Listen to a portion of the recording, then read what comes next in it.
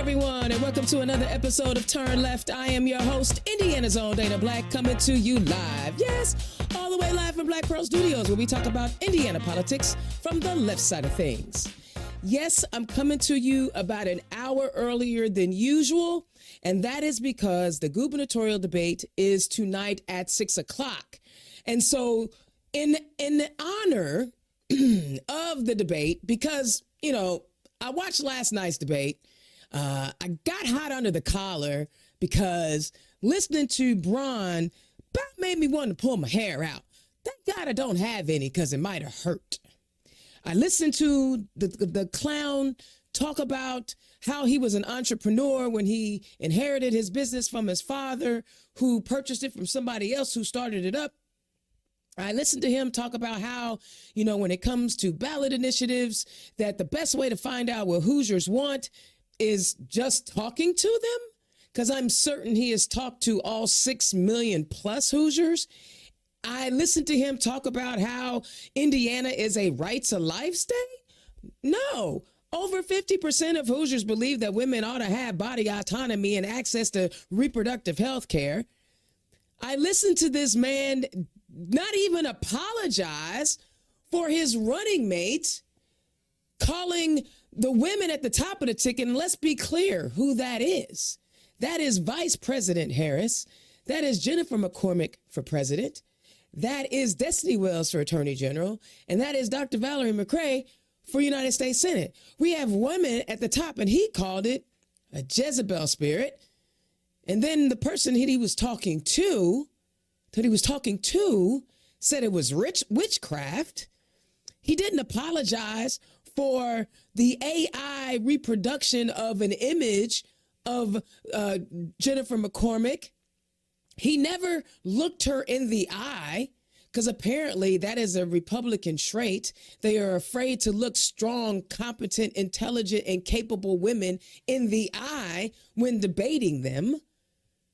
So I'm still a little hot after that. So after we finish our regular show with our amazing guest tonight, we're going to live stream the debate tonight for those of you who didn't get it last night and you want to check it out with a little bit of commentary. Okay, so there's a lot happening tonight, and that's why we're a little early. And I have to apologize in advance. I am going to be drinking some water because I'm coming down with a little cold. But that don't stop no show. We don't let a little, hoarseness stop us from what we got to do, because we are too close, too close to making sure that we can, keep democracy afloat. I mean, think about it. I'm going to tell you what I think about when I think about democracy and what it means to me. I think, we are a nation of immigrants, some by choice, some by force. And I am the descendant of the survivors of the Middle Passage, where they packed people in boats like cargo and chained humans to each other and stacked them on top of each other. And we were shipped over on a 3-month-long journey to toil in the heat.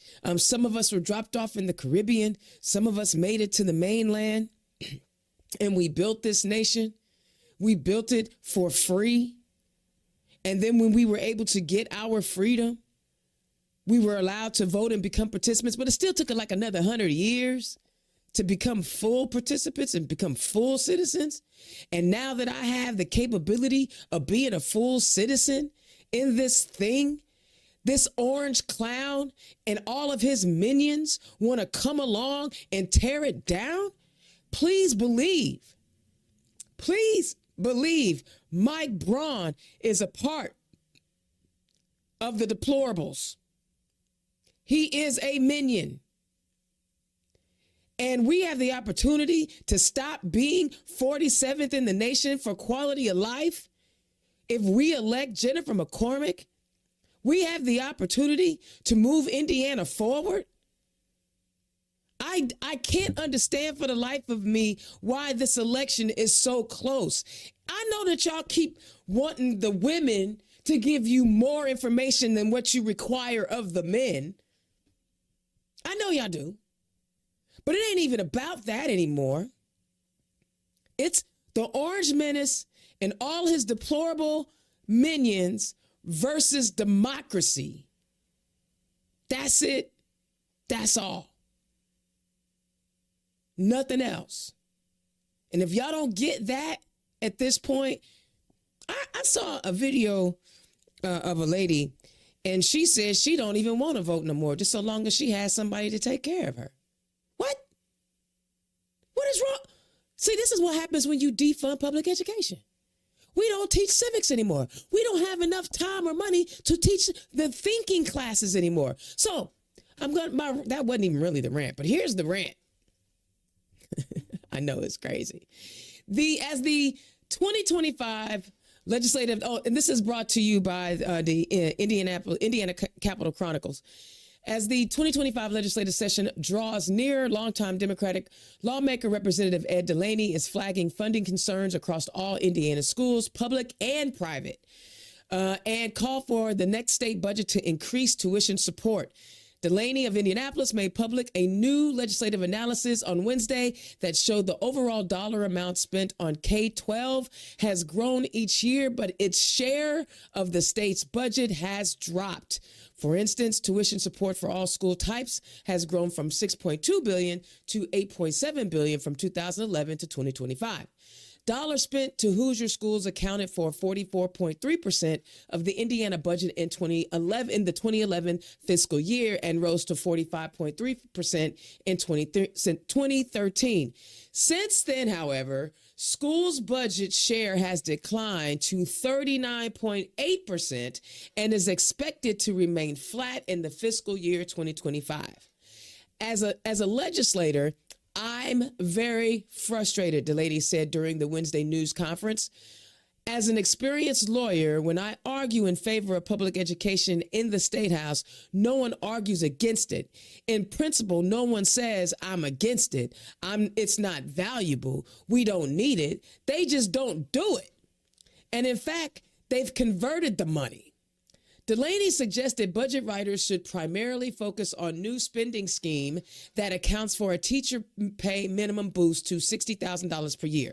He said the greater tuition support generally would also help schools depend less on referenda and property taxes and ultimately bring such sought after relief to homeowners. Most importantly, Delaney continued student performance will improve and high school graduation rates will more likely to the graduates will attend college. And he went on to say, if we had a governor who wanted to lead for education rather than chop away at it or criticize it, it would make a huge difference in the debate within the legislature. We have devalued education, and yes, we've shifted money to charters and vouchers, but the bottom line is overall, we're spending less money and we're producing fewer graduates. So we've got the worst of all possible worlds. See, y'all thought because I was an IT chick, I didn't know what I was talking about. But here's a legislator in the State House and a lawyer who says the same thing I say. We're not churning out and turning out the best and brightest because we want to continue to defund public education in favor of private schools and charter schools and voucher schools. And because we don't have enough money going into public schools, then teachers not paid enough. They have to buy their supplies, and we're not having a broad curriculum. I agree with Delaney when he says, let's get a governor who centers public education. And honestly, Jennifer McCormick, a teacher, former director of public education, I always mess up that title because it's gone now. She understands the importance of taking care of our teachers and taking care of our students in our public schools. So let's vote for Jennifer McCormick. And that is my rant. All right. Listen up. You know what? Thank you for tuning in early today. Normally we're at 6:00, but again, like I said, the gubernatorial debate is at 6 today, and I don't want you to miss that because I need y'all to get fired up. But in the meantime, baby, I got guests. First, I'm going to introduce my co-host for the day. You guys know I have been falling in love with her over the last couple months, and the way that she takes care of campaigns and the way she breaks down the numbers and how she has the ability to strategize how to win these elections in Indiana. Y'all give it up for my co-host tonight, Mary Noon. Mary Noon, what's up? Hey there. Hey there. Nice to join you tonight on day 2 of debate time. I'm super excited to hear what's going to come off the mouth of Braun tonight. I know, and you're going to join me later when we live stream it, correct? Oh, absolutely. I'm ready. I love it. It'll be me and you. I love that. All right, now, the candidate that we're going to talk to. Because, see, you know, in order for us to get anything accomplished in that state house, we must bust that supermajority. If we could just be a minority and not a super minority, we can stop really bad pieces of legislation. So, running for State Senate District 5 is Leslie Nuss Bamesberger. Did I say that right? Some people say Bamesberger, but it doesn't matter. It does. Vote for me, and that's totally fine. Is it Bamesberger or Bamesberger? Bamesberger. Bamesberger, because see, it's Kamala, not Kamala. Right. See, that's so true. Bamesberger. Welcome to the show, Leslie. How you doing? Thank you. I'm doing well. Yeah. I got to ask you, was there anything in my rant that you wanted to comment on before we dive into who you are as an amazing human? Well, I would just second that. I think education is so incredibly important, and it's been a kind of a right-wing thing going on for like 50 years to bash public education, but it's like bashing yourself in the face, really. And, you know, we need these public schools, and we need good public schools. And my district has a lot of small rural towns, and they depend on that, not only for students and educating them, but to attract new and young people to the areas, because we want all the towns to thrive. And there are some great towns in my district, and I want them to thrive. So let me ask you, when in these rural communities that you're visiting, how many choices do they actually have when it comes to picking their schools? Great question, Dana. Really good question, because choice is what people claim they have. I'm interested on this one. I mean, really, most of them just have the public school, or they could homeschool. So, okay, let me get this straight, and you can help me. So we are taking billions of dollars from public schools so that parents have a choice to where to send their kid. And when we take money from public schools, that means the public schools have to do more with less. And you're saying that doesn't help your rural communities because they don't have no choice. No, and they know that. They know that. So what, and we know that the teachers in rural Indiana are doing the absolute best they can. We are not knocking the teachers. I know that you've been out knocking on doors and you've been talking to people, but when you get a chance to talk to public school teachers in rural Indiana, what are they telling you? That they want Jennifer McCormick to win. And they want me to win.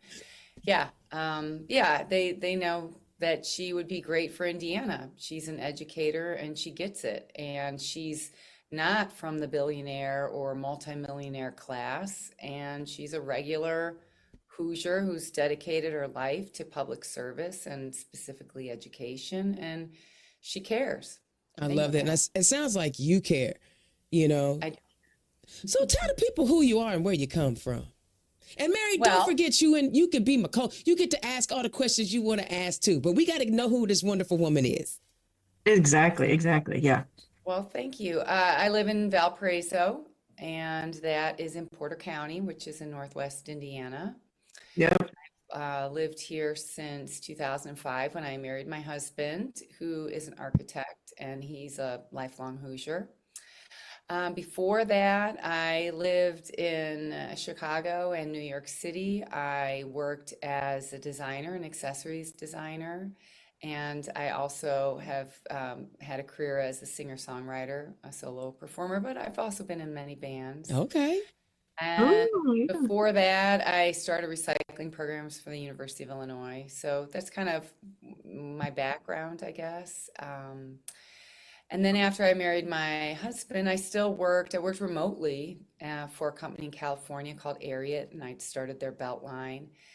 And then I had my daughter, and then I lost my job because I was a contract employee, and Mm. my boss didn't want me to have a kid right away. So that was Mm. that was a Oh, yeah. really, Okay. yeah, and it was just difficult living in Indiana then to get another job in that industry. So sort of became a stay-at-home mom. Then I had our second child, Harry, and he has multiple disabilities, and I began to get involved in that community. We bought a piece of property and we renovated it and rented it out on VRBO. I guess they call it Verbo for many Yeah. Yeah. years. So I sort of was involved. I was involved in that and for many years. But then I really got involved in the special needs community because I saw that there just really wasn't that much for like in terms of play groups or even playgrounds. I mean, I think it's changed a lot. My son's 16, but there was a need, and it also helped me understand what I was dealing with and connected me with other parents. And through that, I did that for many years, and then I took some time off because I got a little burnt out, and then I got asked again to help rebuild his school a little bit with morale, and I spent 2 years working on raising salaries for the paraprofessionals at his school. It was a school exclusively for children with special needs in Porter County called SELF. And I wasn't the only one, but I was the most consistent one. And I went and I would, I just kept going and talking about it. And they did raise the salary from under $10 an hour starting to now $17. And I Oof. do consider that, Yeah. very helpful. And now pretty much the school is fully staffed. I mean, the next hurdle would be to get them all benefits, which I would love for them to have. Absolutely. And Yeah. I actually spent the 3 years working on the PTO, which sometimes people think is, I don't know what they think, but it was actually a lot of work because most of the parents at Self School, they're just overwhelmed. Having a Hmm. child with multiple disabilities is Of course. overwhelming, and so we didn't have a lot of help, but they really responded very well to all the programming that we did. We raised money and bought things for the school that they desperately needed because you're talking about like defunding. Um, yeah, they just don't have enough funding. And it's because the school is owned by the 7 school corporations in Porter County.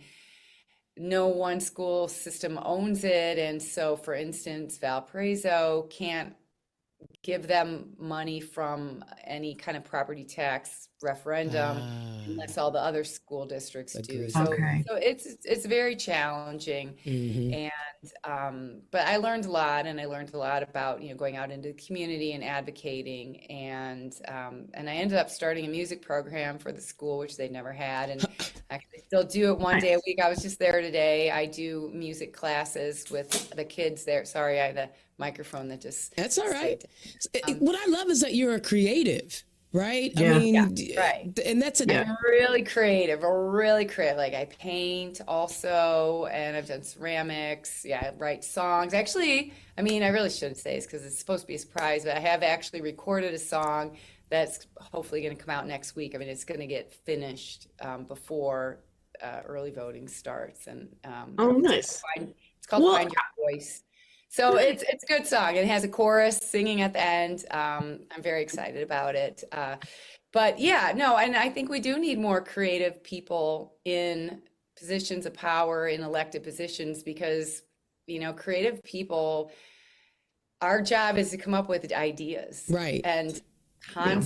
constant ideas. I can tell you as a designer, you're doing 4 seasons a year or something, and it's always something new. Right. And I've worked in New York and, for Abercrombie and Fitch and American Eagle Outfitters. I worked for Calvin Klein. And I mean, you have to come up with the ideas. And it's a skill set. I mean, legislation is different, but problem solving and listening to people, because this is what designers do too. What do people want? Hmm.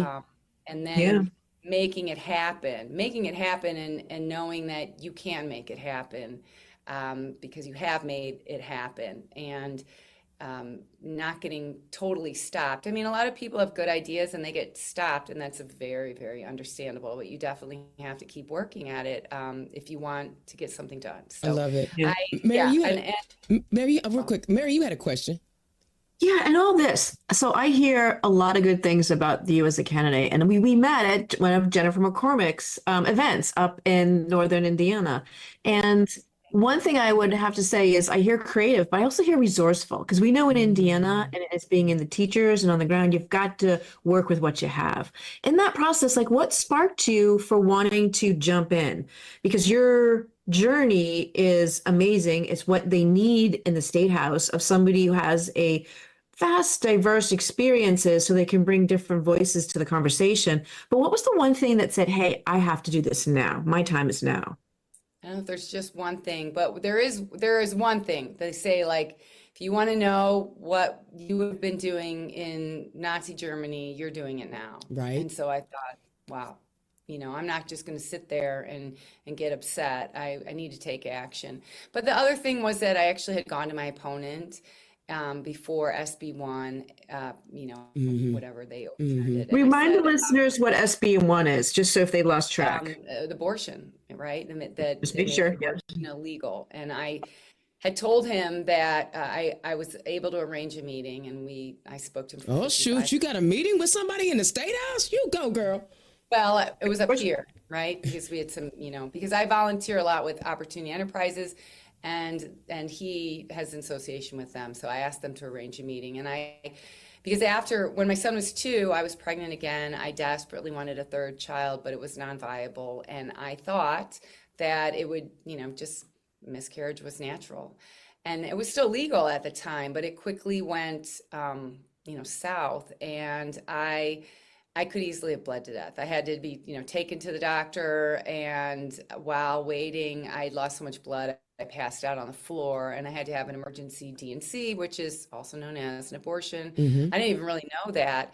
And I realized that if abortion was outlawed, that women would die, because women would prevent themselves from seeking care that they needed. And, they would be afraid, and doctors would be afraid. And I made this very impassioned plea to him, because I said, I don't want any woman to have to go through what I did.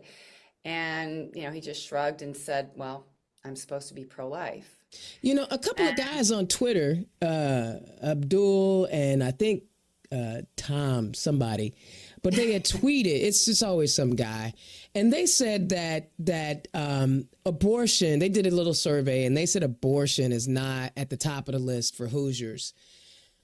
There's 3 women right here. Right here. Leslie, where does abortion rank in the list of issues for you?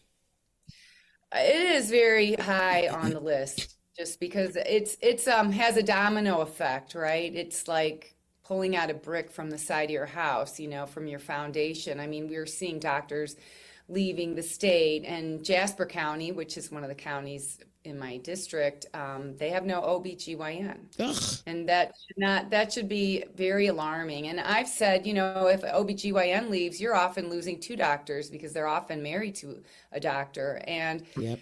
And anybody who thinks that that's acceptable really needs to think again. I think that some people have been so brainwashed, whatever, by the campaign to end abortion, that just the word is so triggering, and it's such a shame, because I think that unless it were to happen to them or somebody that they loved or cared for, they would just think you're faking it, or women just need to control themselves or something, not even thinking that it takes 2 people. And it's just such a big issue. But I do think, while a lot of people don't say that at the door, there are a significant number of women who say they have a daughter, or they're concerned.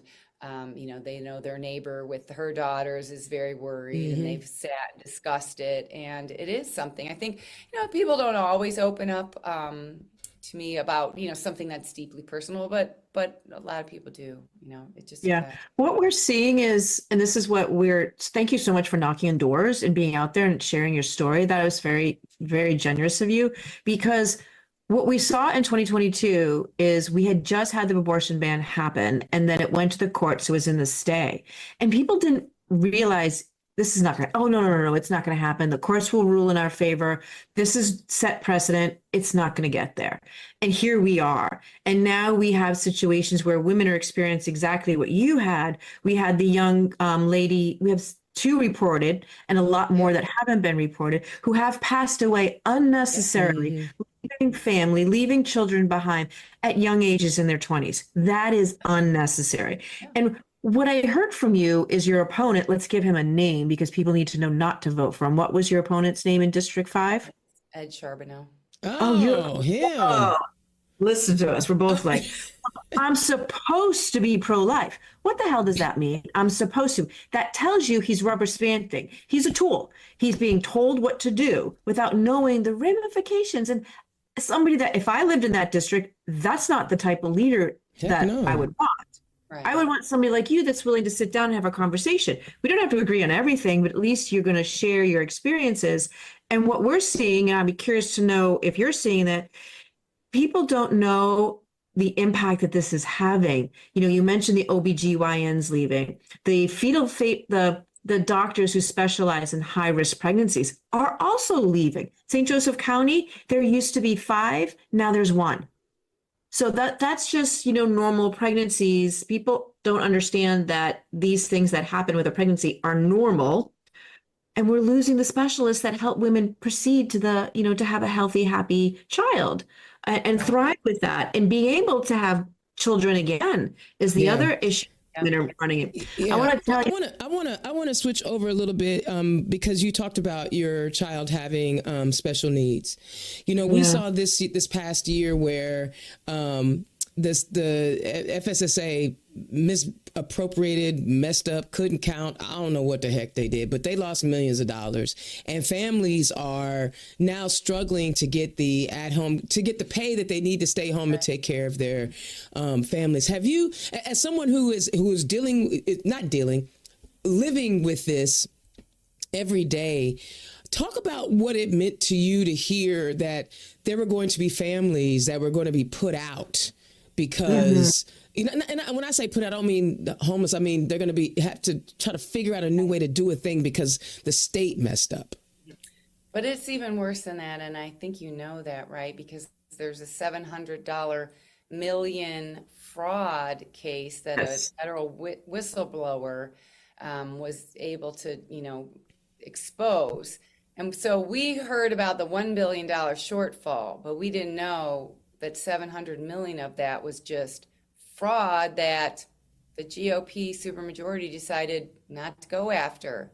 Yes, you know, because like he's your too neighbor busy going to the stole- border. How can he get our money back when he's spending our money going down to Texas to the border? Yes. Leslie, let's explain that to the listeners because that is so pivotal in understanding this story because it is more than just an accounting error. It has come to light. So yes, you take it from there.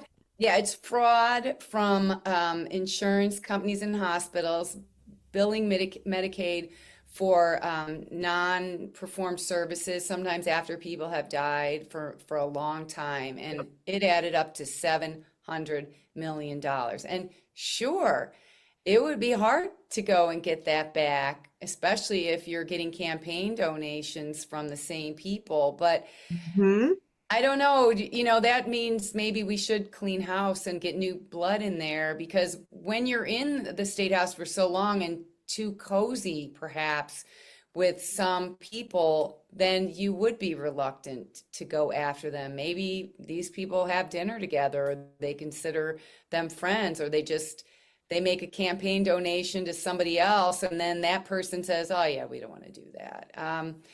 And that's really corruption. But the problem then, I mean, it compounds itself, because what do they decide to do then?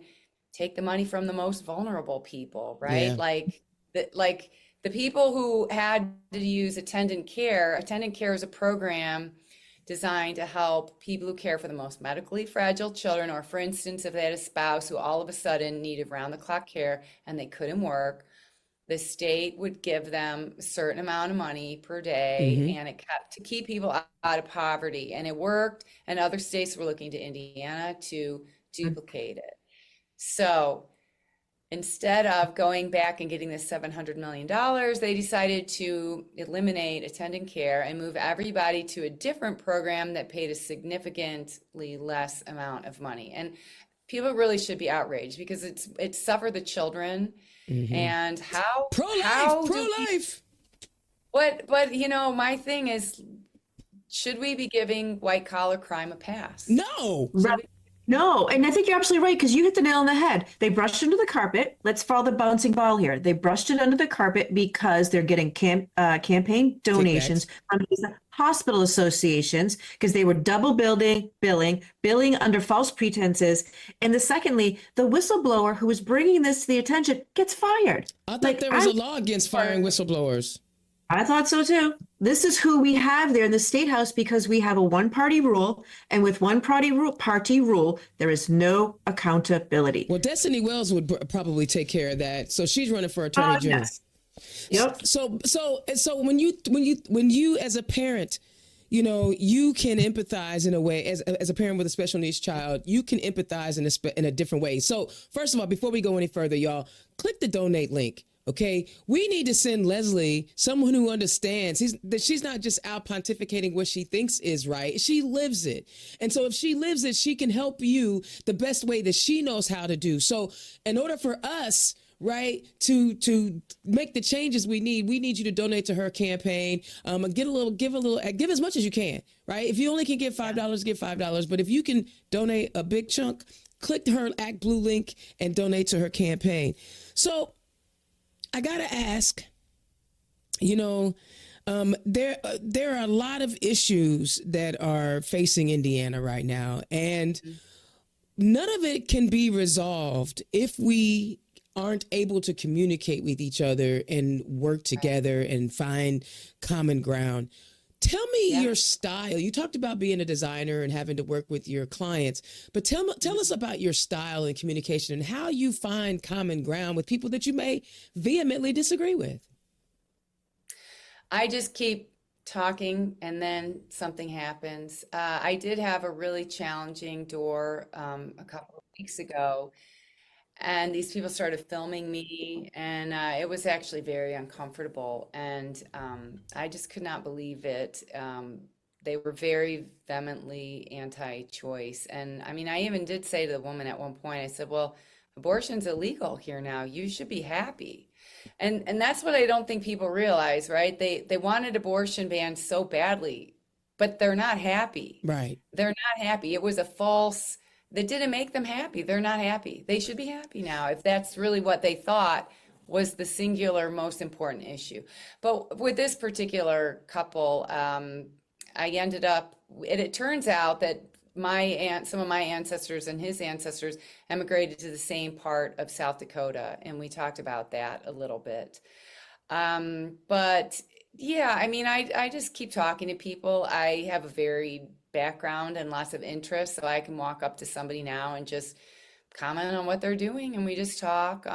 But there are some people who are very angry. They don't really want to talk, and they often end the conversation first. I mean, sometimes I will tell people, well, I can only do something for the state. You know, I really can't do anything about immigration. And are they really talking to you about immigration? On occasion, yeah, sure. But because that's what they're watching Fox News all the time. And I think people need to understand too that sadly, I think Fox News extracts a price from their viewers and it is sucking out their joy. And I think that's just very sad actually, because they are, you know, they keep listening to these things that you can't really talk to them about because they're conspiracy theories at some point. And I do find it kind of sad, but I mean, I just keep talking. I mean, I just tend to ignore if somebody makes some comment that I know is just totally off the wall. I'll just go, and you know, really? and you brought up immigration, but I wasn't gonna say nothing because you know, but we have two, and Mary knows we talk about this all the time. We have too many counties right now that are losing population. Yes. And Correct. and they're migrating to the urban areas because that's where the opportunities are. But when you lose population, you also lose a tax base. Thus, they Yep. become welfare counties. So maybe some of these smaller counties ought to welcome some immigrants to help boost the economy and the tax base. Funny you Yep. should say that because there is such a town in my district. It's Monon. Tell And us. I love this town.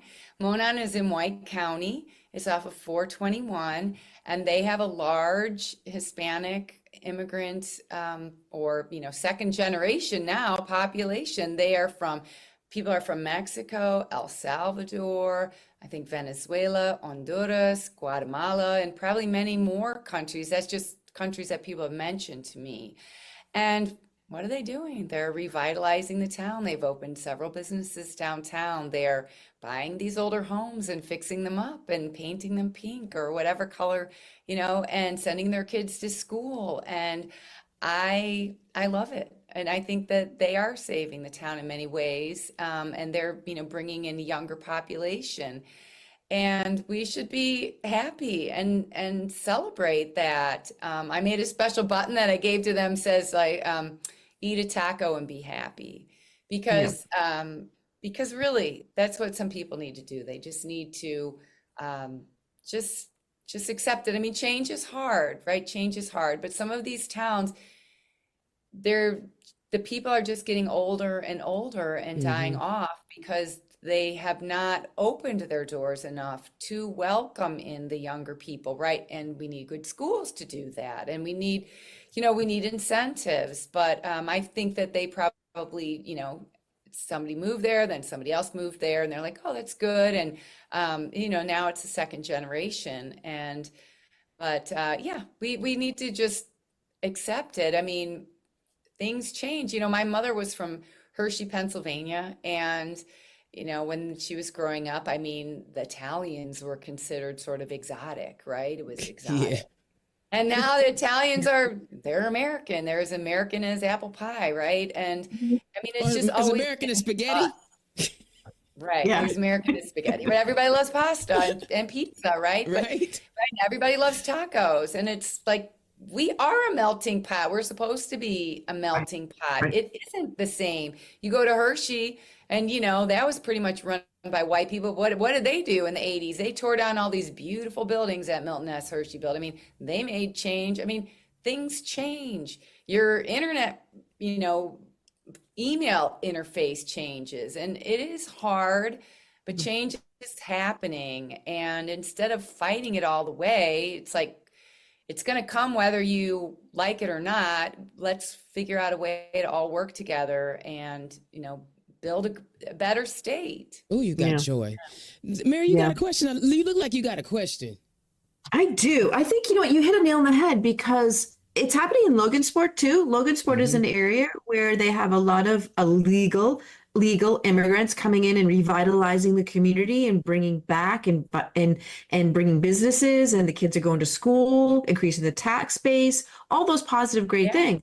And the juxtapose here is the fact that some of these smaller towns are dying out because the current one party rule is not paying attention to revitalizing our rural areas. They're not addressing the concerns of the farmers. I wanted to know, in that district, talk to us about what's happening in the agriculture community out there. What are their needs? What are they telling you at the doors? Well, I think there is a challenge right now. Some farmers have decided that they wanted to use their land for solar farms. Mm-hmm.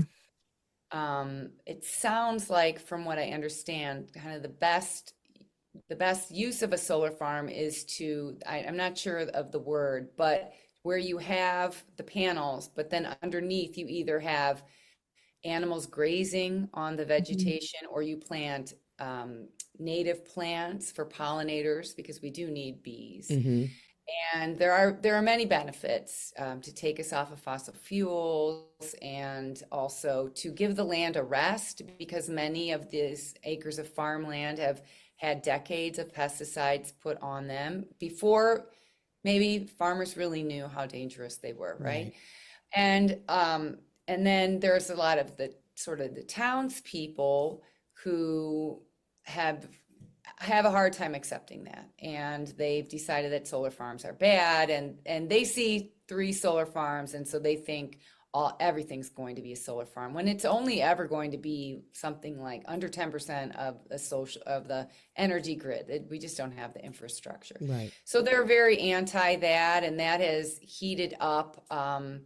Even though it's mostly Republican farmers who want to lease the land, they make a good amount of money by, having a solar farm. They So it's not the consider it farmer. So the farmers want it, but the people who don't own the farms don't want it. Right, because you know what the problem is? Let's talk about it. Jennifer McCormick and Braun were talking about it. And we're only at 10% because our grid is so old Right. in Can't Indiana. handle it. Yeah, it can't handle this new infrastructure. And our one party rule has been sitting on their ASSs because they were being given mandates by the federal government back in 1999 to start modernizing the grid. But they didn't. They pushed back to keep us on coal. And now with the prices going so high, people realize this is a more climate friendly, Yeah. cost efficient. This is where we should be going. But we've put ourselves in this wedge where we have communities fighting against each other, where some people see the advancement of it and other people aren't seeing the benefit. And this is the key thing. Our GOP, one party rule in Indiana, hasn't given our citizens and us the advantage of taking advantage of that energy produced off the grid. And that's one of the big problems. So it's creating this tension between us Hoosiers because we see one group benefiting, like the farmers, but we're not benefiting. And then this becomes this cyclical cycle. And has anybody called Ed on the carpet on that? Because they haven't fixed the grid. You're not allowing us. I find this interesting. We have some of these solar panels. Talk to me about this one other component too, is we have these solar panel companies building the solar panels. And in our housing developments, we have to make sure that 3/4 of our housing community agrees with us whether we can take advantage of it. So they're being here, but we can't put them on our houses here. So there's a lot of this. I know. What do we want to do? Do we want to poison the earth until it's almost uninhabitable, and then we're going to stop? Like the Lorax. The Lorax is one of the books that inspired me the most when I was a child. I mean, I don't know. It ended my childhood. I was like, whoa, what? They chop down all the trees and they send all the animals away. That's no place anybody really wants to live. So we do need to take care of the environment. I don't know if people have really called him out on that. I mean, Ed is going to be going to a candidate forum that I'm going to be at tonight. And this will be the first time I've heard him speak. I've been at many candidate forums. He has not been at any. Of course not. But yeah, that's a big one. And then the CO2 sequestration is an issue. I did speak to a woman today. She thinks that some of the concerns are overblown. But there are some concerns people have. Like, I guess one of the main things is that if we allow these oil and gas companies to put the carbon down, then the oil and gas companies say kind of, we solved the problem, so let's keep burning oil and gas, until the very last drop. Whereas they may be de-incentivized to start diversifying and doing more for alternative renewable energy. Yeah, and they talked about that last night in the debate, where they asked both candidates, how do you plan on bringing energy costs down? And his only answer was, don't decommission coal plants too soon. Get too fast. I mean, bro, it's like you. So basically, you got nothing. All right. So every candidate. Now we talked about abortion. We touched a little bit on infrastructure, which infrastructure, and I'm glad that a lot of folks running for office now understand that infrastructure is more than roads and bridges. Yeah. And we've talked about a few issues, but I want to give our listeners an opportunity, and those that are going to support you and vote for you. What are the 3 main issues of your campaign that you've cultivated throughout this campaign season that are the pillars of your campaign? Well, I would have to say that just by talking about how I advocate for children with special needs, that seems to resonate with almost everybody. And I brought a former nurse from my son's school with me canvassing the other day, and she was surprised. But I said, I think that people see that somebody who does that cares, and that they do care about people with disabilities, and they do understand that part of maybe our cultural mandate is to care for the vulnerable. And, that's, I always think, if you're going to talk in like a Christian term, whatever you do to the least of my brothers, that you do unto me. So that is a big thing for me, the women's reproductive rights, because, I believe that women and girls are also part of the Hippocratic oath, first do no harm, that doctors have to take. And the GOP should not be deciding what doctor's oath is, right? Right. And then it's kind of a toss up. I was told just to have 3, but I have 6 on the back of my card. Bring them.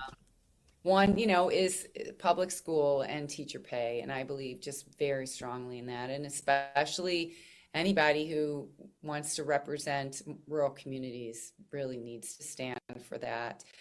I do stand for unions and the working class, and there are a lot of union workers in my district, and there are a lot of people who are not in unions, but let's face it, the unions do advance a lot of things, and they do advocate for workers who do not have a voice. And I'm a really big one for standing for, advocates, because that's kind of why I started advocating for people with special needs. I would say to my husband, just imagine, because I'd be writing letters, and I'd say, just imagine the people who can't write a letter, or don't have a printer, don't know what, or don't have time, right? I can do these things. So the unions and mental health is important to me. I think that essentially in our nation, we are undergoing a mental health crisis. We've gotten so inundated with all this propaganda on social media, and I think people don't really know how to cope with it a lot. And there's just,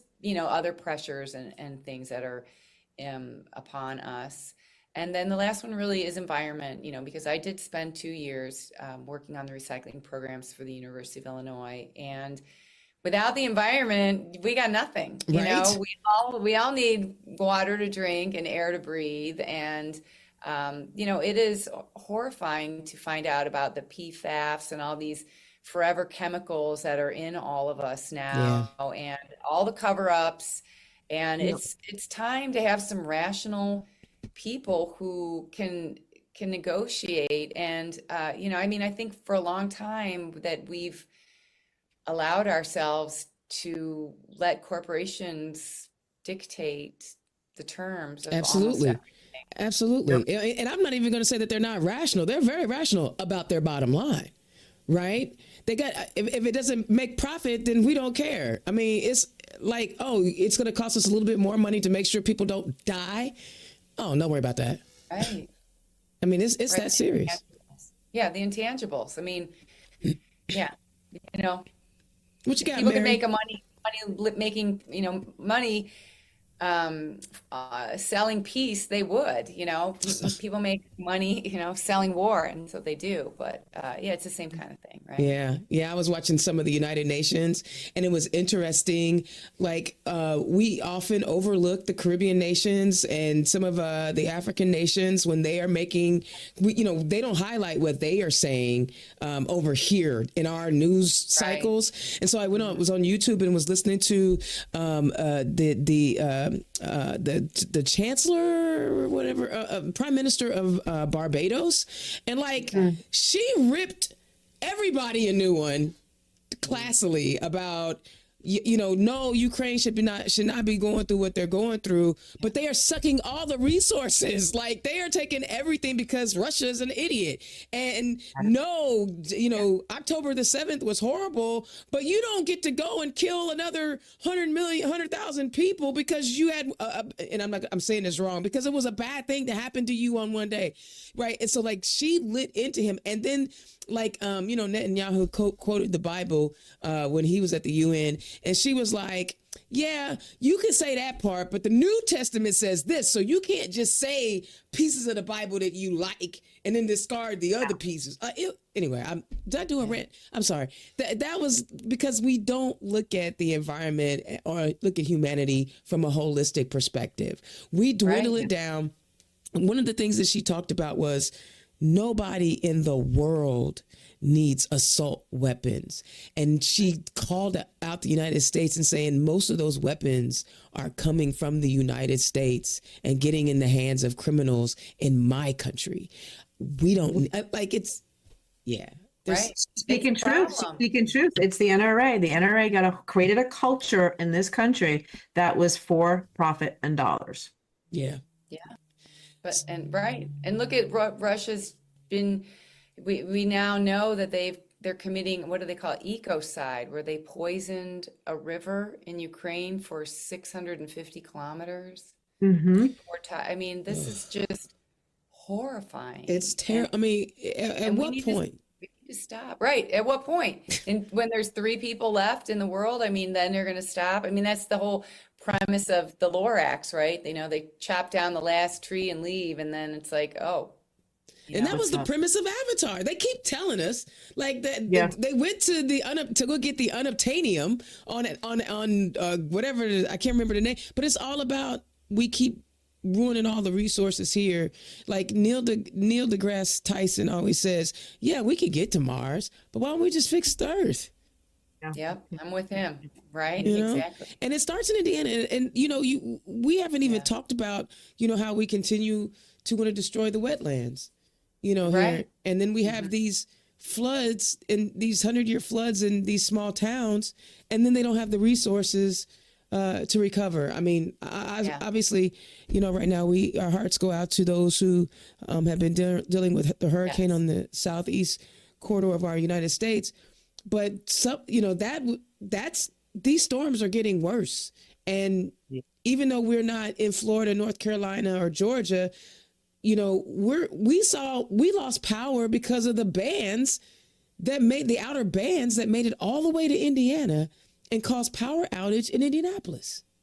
Yeah, it's because the environment, they say we are going to continue to see hurricanes of that magnitude because the ocean temperature is rising, flat out, climate change. And when those hurricanes sit in the Gulf and percolate, start boiling, for lack of a better analogy, that's what's going to start happening. It's not just an East Coast down in the South, in the Gulf, in Florida, North Carolina, Georgia. It's not just a issue for them to deal with. It is going to be something that we're all going to have to face, and we have to address it. Or even in Phoenix, they said, so when I was in Phoenix last week, it was like 113 degrees. Now, I ain't gonna lie, I was happy. I mean, because I like the sun. The crazy part, it was like, I knew it was gonna be hot when the sun was out, but when the sun went down, it was still like you had stuck your head in the oven and the sun was down, but they had record heat where it was over 110 degrees for like 100 days in a row. They was like, that's not normal. That's not normal. That's not normal. So Leslie, where can we find you on the campaign trail as everybody's kind of starting to early voting? You can voter registration. Let's rewind. Voter registration is until October 7th. Yes. So if you're registered to vote, you need to make sure you're registered. Check your voter registration. Make sure if you've moved, your address is up to date.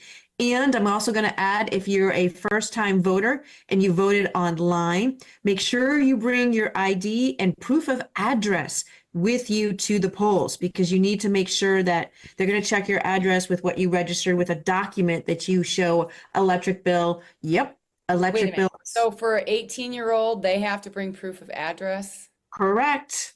Welcome to Indiana.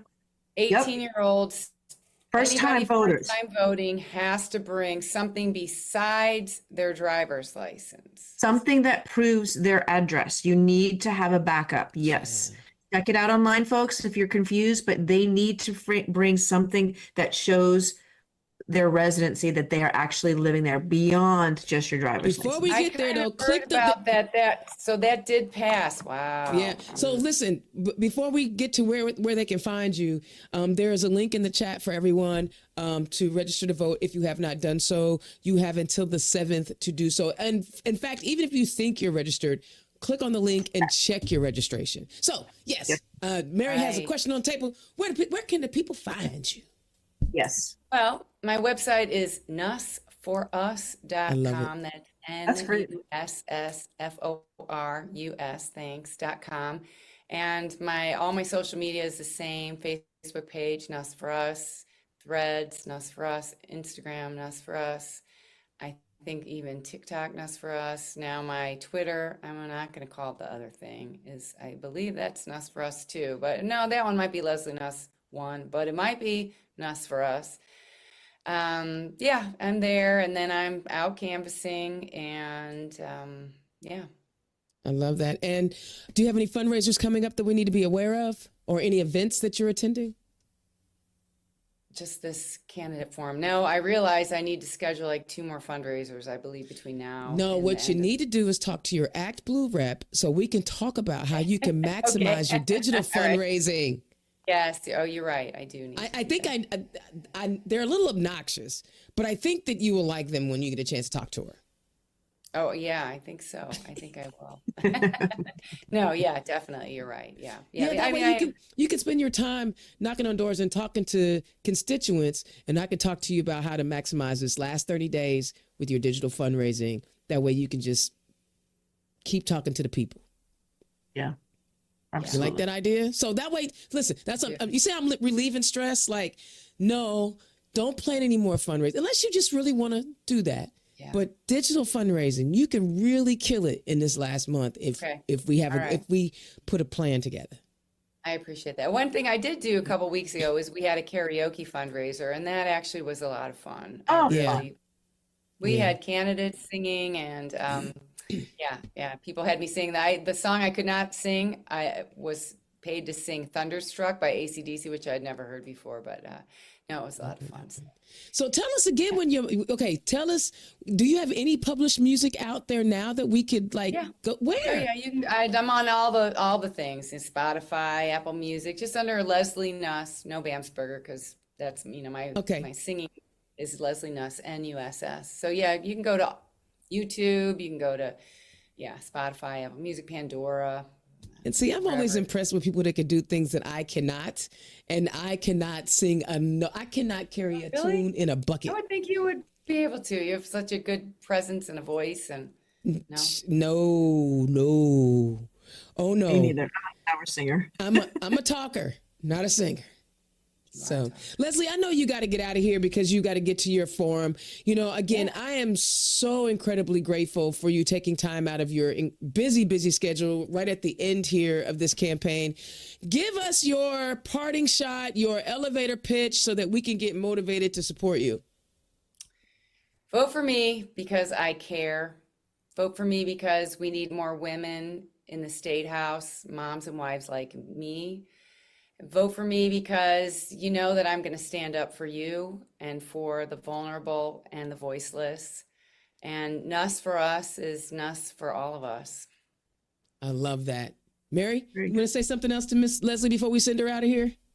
I want to say thank you. Thank you for stepping up, because in this environment, it's not easy to run for office. And we thank you from the bottom of our hearts. And this is what's going to change Indiana, is when folks like you are stepping up and running for office and giving us a choice and giving us an opportunity to have a conversation. And best of luck tonight, and hold them to the carpet. I know you can do it. Follow in the footsteps of our vice president and Jennifer McCormick, and make them look silly. All right. Thanks. All right. Take care. It's really nice. Good luck. Take care. Turn Left is the property of Black Pearl IT Solutions. Executive producer, Indiana's own Dana Black. Music by www.bensound.com.